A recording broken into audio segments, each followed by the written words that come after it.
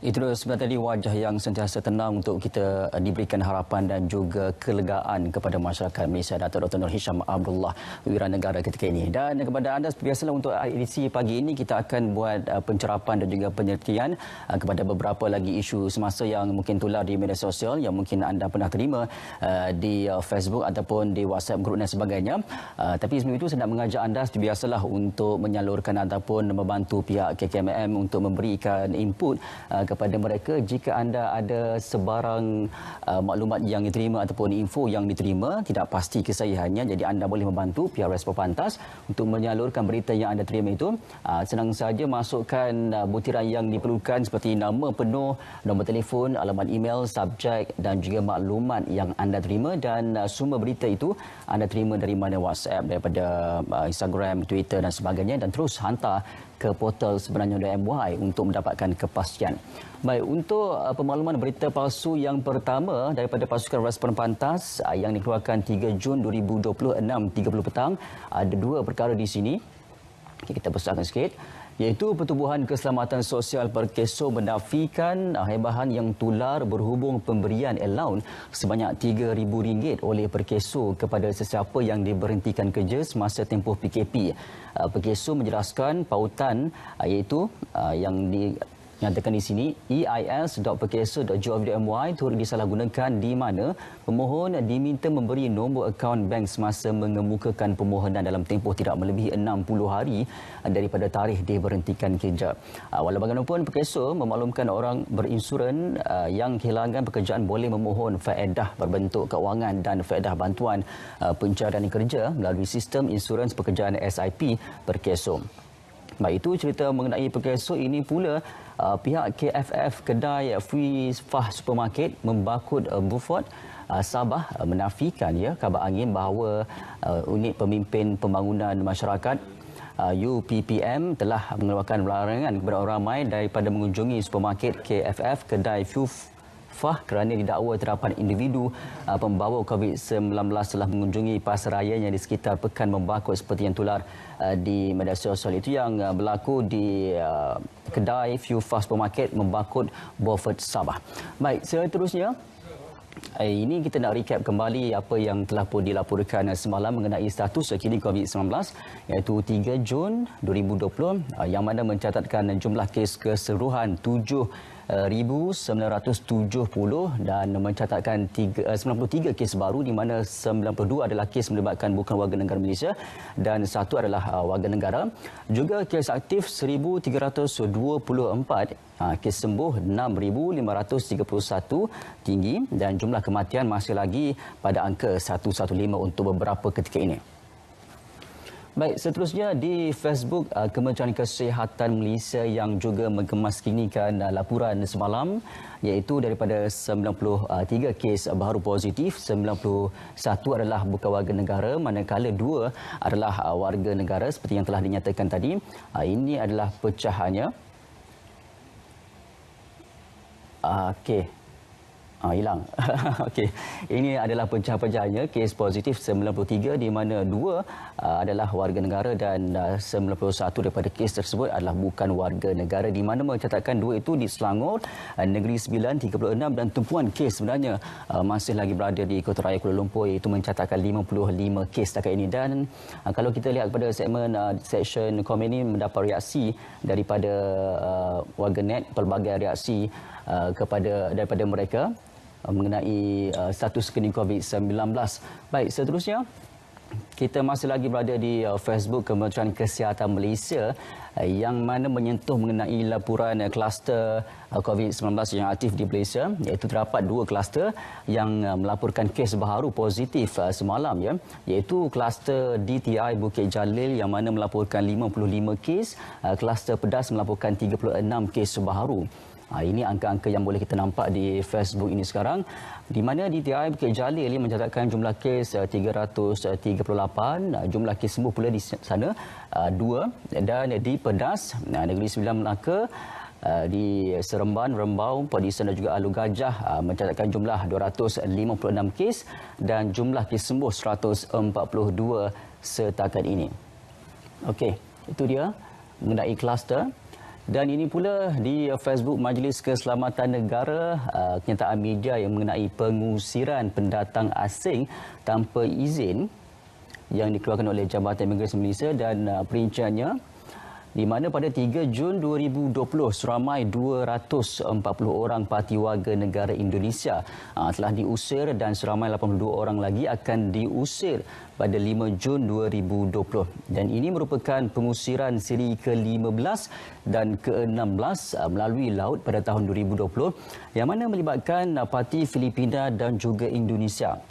Kalau boleh kita perincikan lagi, ini menjadikan jumlah keseluruhan pengurusan parti sepanjang tahun ini seramai 3,753 orang. Ini termasuk parti warga negara India, China, Pakistan dan Vietnam yang telah diusir melalui udara yang diuruskan oleh GIM Sabah. Dan jumlah pengusiran di sini dinyatakan sejak tahun 1990 sehingga kini adalah seramai 594,920 orang.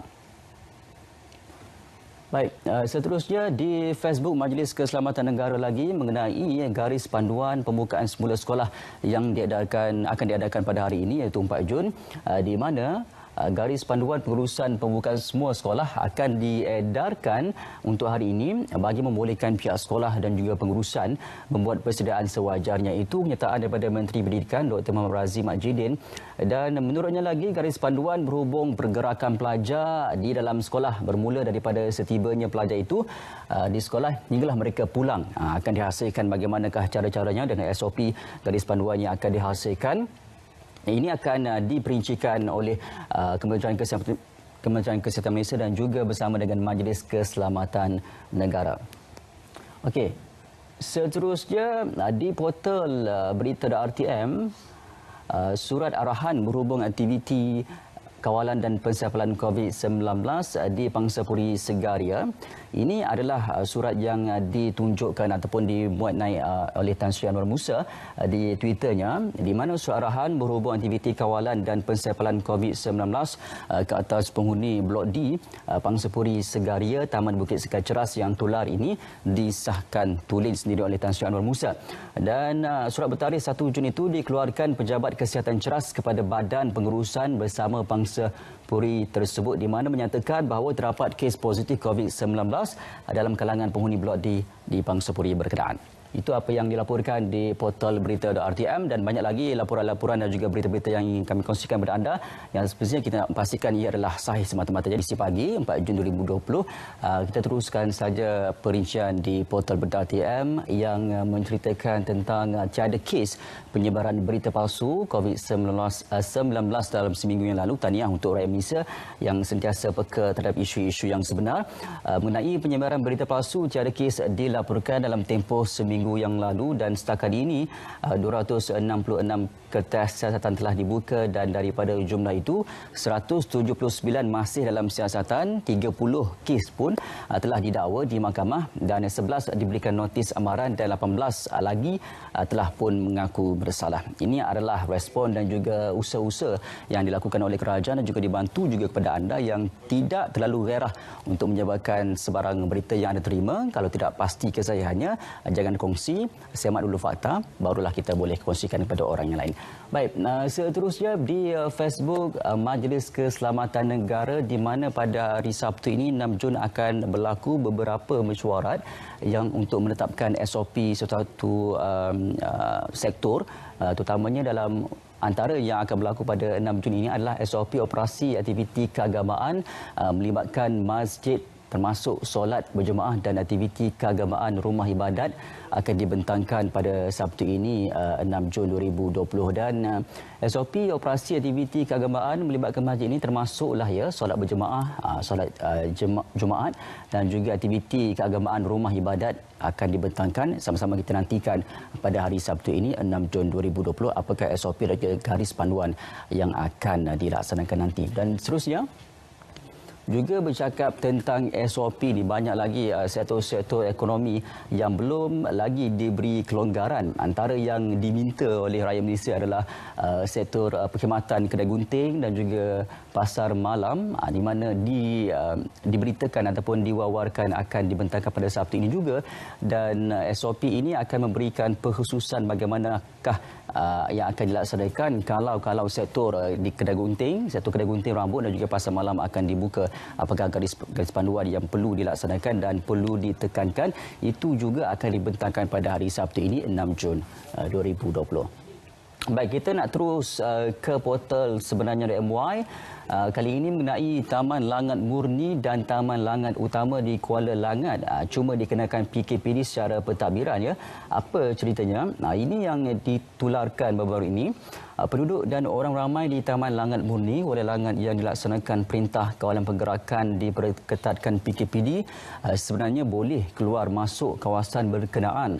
Menteri Kanan Kluster Keselamatan Datuk Seri Ismail Sabri Yaakob berkata pelaksanaan PKPD di situ berbeza dengan PKPD di tempat lain seperti Selangor Mansion dan juga Pasar Borong Selayang. Ini berikutan, ya, PKPD di Taman Langat Murni secara pentadbiran tetapi dilaksanakan dengan prosedur yang ketat. Okey, baik, seterusnya masih lagi di portal sebenarnya MY, ini mengenai waspada pihak yang menawarkan skim pinjaman dengan menggunakan nama Kementerian Sumber Manusia. Ini adalah mesej yang tular baru-baru ini di media sosial yang nyatakan bahawa customer Syah ataupun orang yang mewarnai adalah Syah, namanya, mengenai skim pinjaman dengan menggunakan nama Kementerian Sumber Manusia 2,000, banyak juga tu. Jadi inilah yang direspon, diberi reaksi oleh Kementerian Sumber Manusia yang sama sekali menafikan penglibatan kementerian dalam skim pinjaman yang ditawarkan ini. Okey, baik. Seterusnya, pemberian allowance sebanyak RM3,000 kepada sesiapa yang dibuang kerja semasa tempoh PKP daripada PKSU adalah palsu. Ini adalah keratan yang sedang disebarkan di media sosial, mungkin di Facebook dan sebagainya. Dan menurut Pertubuhan Keselamatan Sosial Perkeso, ya, Perkeso menafikan mesej tular berhubung pemberian allowance sebanyak RM3,000 kepada sesiapa yang diberhentikan kerja semasa tempoh Perintah Kawalan Pergerakan PKP.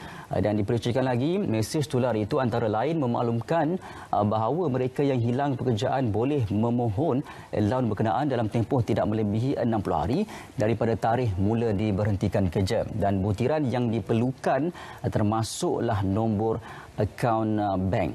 Dan juga pengedar khabar angin tersebut turut menyalahgunakan pautan yang selalu kita guna untuk berurusan dengan Perkesum, iaitu eis.perkeso.gov.my dalam penyebaran berita palsu tersebut. Jadi sama-sama kita berhati-hati dengan taktik-taktik scammers yang mengambil kesempatan di atas apa yang kita sedang alami sekarang ini. Baik, sebelum kita berpisah hari ini saya kongsikan daripada Majlis Keselamatan kata-kata dan juga harapan daripada Datuk Dr. Nur Hisham Abdullah, Ketua Pengarah Kesihatan Malaysia, mengenai kalau sebelum ini Kementerian Kesihatan, ya, risau sekiranya berlaku peningkatan kes selepas Hari Raya, dan sebenarnya rakyat Malaysia juga risau tentang perkara itu, dan kita lihat kepada trend angka-angka pada tanda tempoh ini, kira-kira seminggu selepas Hari Raya, melihat data tidak ada lonjakan yang mendadak. Dan oleh itu tidak ada kesan atau peningkatan mendadak dalam kes COVID-19. Jika kes dikendalikan minggu ini tetap pada 2 digit seperti mana yang telah pun kita saksikan, mungkin kita ataupun kerajaan akan memberi nasihat kepada Majlis Keselamatan Negara dan Perdana Menteri, jika keadaan ini berlanjutan 1 digit atau 2, kita akan longgarkan lebih banyak sektor. Dan ini adalah hasil kepada angka-angka yang telah pun kita terima, pemantauan anda sendiri yang mana memberi kemungkinan kepada banyak lagi sektor-sektor ekonomi dilonggarkan untuk dilaksanakan. Baik, saya kira itu sahaja kesempatan yang kita ada untuk hari ini, edisi 4 Jun 2020. Pastikan sahih, pastikan anda sentiasa mengikuti perkembangan terkini di saluran berita RTM dan juga di TV1. Saya Azam Abdullah. Assalamualaikum, kita jumpa lagi.